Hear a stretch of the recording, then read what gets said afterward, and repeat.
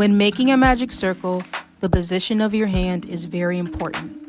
Wrapping the yarn around your pointer and middle fingers in the shape of an X on your non-dominant hand, and then pressing your thumb and ring finger against your pointer and middle fingers to secure the yarn in place. Okay, so please just follow me as I explain this next part. It may appear complicated at first, but once you get this, you're all set. I zoomed in a bit so you can see what I'm talking about better. Once your yarn is in the shape of an X on your pointer and middle fingers, you're going to take your crochet hook and go underneath the bottom piece of yarn that makes up that X shape. Latching your crochet hook onto the piece of yarn closest to your knuckles or that top piece of yarn and twist the yarn facing you to create a loop on your hook.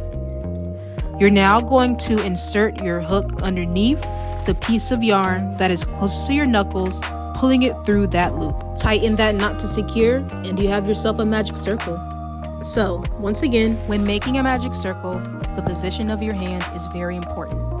Wrapping the yarn around your pointer and middle fingers in the shape of an X on your non-dominant hand, and then pressing your thumb and ring finger against your pointer and middle fingers to secure the yarn in place. Take your crochet hook and go underneath the bottom piece of yarn that makes up that X shape. Latching your crochet hook onto the piece of yarn closest to your knuckles or that top piece of yarn and twist the yarn facing you to create a loop on your hook. You're now going to insert your hook underneath the piece of yarn that is closest to your knuckles, pulling it through that loop. Give yourself a pat on the back because you just did your first magic circle.